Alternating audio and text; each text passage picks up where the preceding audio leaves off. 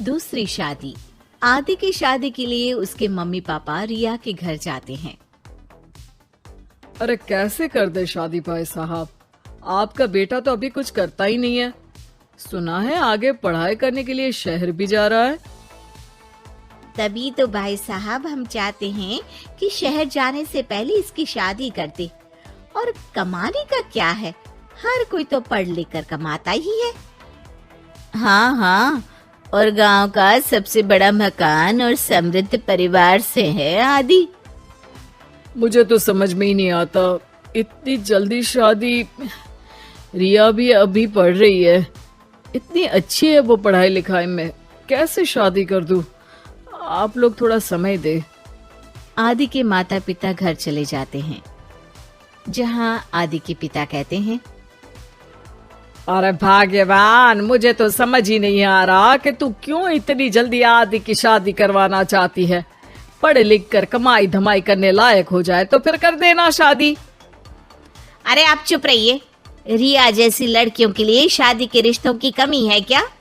इतनी सुंदर, संस्कारी, पढ़ी लिखी और अच्छी परवरिश वाली लड़की है वो। मैं तो छोड़ ही नहीं सकती ये रिश्ता किसी भी कीमत में। बता दे रही हूँ, रिया की शादी आदि से ना कराई ना तो मैं जहर खाकर जान दे दूंगी। पूरे गांव में नाम है उन लोगों का, नौकर चाकर कितने लगे हैं उनके घर में। अरे मेरी बेटी तो राज करेगी, राज। और इस तरह ना चाहते हुए भी रिया की शादी आदि से हो जाती है। अरे बेटी, ये ले तेरी किताबें, पढ़ाई बिल्कुल ना छोड़ना। तू तो मेरी गर्व करने वाली बहू है, बड़ा नाम है तेरा गांव में। हाँ, आखिर पसंद किसने किया है रिया को आदि के लिए? आदि को गांव की रिया इतनी पसंद नहीं होती है। अरे यार, तू तो बड़ा लक्की निकला, रिया जैसी लड़की से तेरी शादी हो गई। अरे लक्की की क्या बात है, वो भी तो मेरे जैसे लड़के की बीवी बनकर किस्मत वाली बनी है ना। अरे अब तो तू रह नहीं दे, ना तो तू कमाता है ना ही पढ़ने में अच्छा है। क्या है तुझमें? बस पैसा, और वो भी बाप का। आदि को दोस्तों की बात पर बहुत गुस्सा आता है। पिताजी, मैं शहर जाना चाहता हूँ आगे की पढ़ाई के लिए। अरे बेटा, लेकिन यहाँ की पढ़ाई तो पहले पूरी हो जाए। नहीं नहीं, अब मैं किसी भी हालत में शहर में ही रहकर पढ़ाई करूंगा। रिया को आदि का ये व्यवहार अजीब लगता है कि अचानक नई शादी के बाद आदि ऐसा क्यों बोल रहा है। खैर, आदि पढ़ाई के लिए शहर चला जाता है और रिया गांव में रहकर सास ससुर की सेवा करती और बचे वक्त में पढ़ाई। अरे देखो, दामाद जी तो शहर चले गए, हमारी बेटी बेचारी अकेली रह गई। उसे कुछ दिनों के लिए यहीं बुला लाओ ना। रिया की माँ रिया के ससुराल उसे लेने जाती है कि उसके सास ससुर कहते हैं, अरे नहीं नहीं बहन जी, हमारा मन तो रिया के बिना नहीं लगेगा। हाँ माँ, इनको तो शहर जाना ही था पढ़ाई के लिए, बस थोड़ा पहले चले गए। माँ खाली हाथ वापस आ जाती है।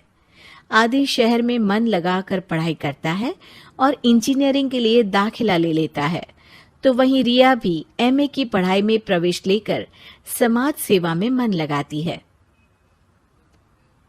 तुझे देखकर लगता है कि मैंने तेरे साथ ठीक नहीं किया बेटी। शादी तो करवा दी लेकिन पति का साथ नहीं मिला। अरे तो क्या हुआ, जैसे मैं अपने माँ पापा के साथ थी वैसे अब आप दोनों के साथ हूँ, है ना? सास खुश हो जाती है। अरे सुनो, बहू आदि लौट रहा है शहर से, वो कल आ जाएगा, तुम लोग तैयारी कर लो। रिया ये सुनकर खुश हो जाती है। वो सोच लेती है कि अब वो कुछ दिनों तक आदि के साथ क्वालिटी टाइम बिताएगी। लेकिन जब आदि घर आता है तो उसके साथ होती है एक शहर की लड़की जो जींस और टॉप में होती है। ये मेरी दोस्त है, मेरे साथ रहेगी। आदि उसे अपने मम्मी पापा से मिलवाता है लेकिन रिया से नहीं। रिया सबके लिए खाना लगाती है। अरे ये नौकरानी कितनी सुंदर है, खाना भी अच्छा बनाया है। अरे नहीं नहीं, ये नौकरानी नहीं, मेरी बहू यानी आदि की बीवी है। ये सुनकर लड़की शांत हो जाती है और आदि की तरफ देखने लगती है, फिर वहां से चली जाती है। अरे माँ, क्या जरूरत थी घर की कहानी बताने की? देखा, अब वो बुरा मान गई ना। वैसे भी मैं आप लोगों को बता देता हूं, मुझे रिया के साथ नहीं रहना। मैं शिवानी से प्यार करता हूं और उसी से शादी करूंगा। मैं रिया को छोड़ रहा हूं। आदि ये बोलकर उस लड़की के साथ शहर चला जाता है। रिया ये सब देखकर रोने लगती है, अपने कमरे में चली जाती है जहां सास ससुर उसके पीछे आते हैं। हमें माफ कर दे बेटा। वो दोनों उसके सामने हाथ जोड़ते हैं। आप लोग ऐसा क्यों बोल रहे हैं? ये तो मेरी किस्मत थी,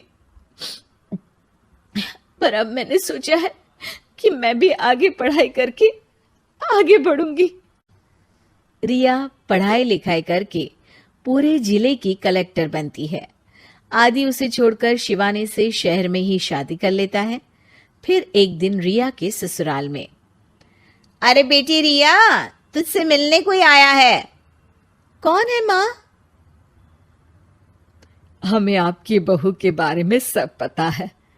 मैं आप लोगों से अपने बेटे के लिए आपकी बहू का हाथ मांगने आई हूं। रिया के सास ससुर और माता पिता ने मिलकर ये फैसला किया था कि वो रिया की शादी करवा देंगे। पूरे जिले में नाम कमा चुकी रिया की शादी उससे भी बड़े ओहदे के सिट से हो रही होती है कि शादी वाले दिन आदि भी वहां आ जाता है। अरे माँ, ये क्या हो रहा है?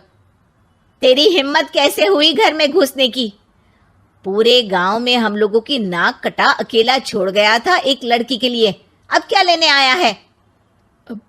माँ, वो लड़की ठीक नहीं निकली। उसने मुझे धोखा दे दिया माँ। मैं रिया की कीमत समझ चुका हूँ। अरे इतने बड़े जिले की कलेक्टर है वो। मैं यहाँ नहीं था, फिर भी उसने आप लोगों का पूरा ध्यान रखा। बहुत लेट हो चुका है बेटा। रिया आज अपनी नई जिंदगी की शुरुआत करने जा रही है, अब उसे भी जीने का हक है। वो तेरी सुविधा से जिंदगी नहीं जी सकती। तूने तो हीरा खो दिया बेटा।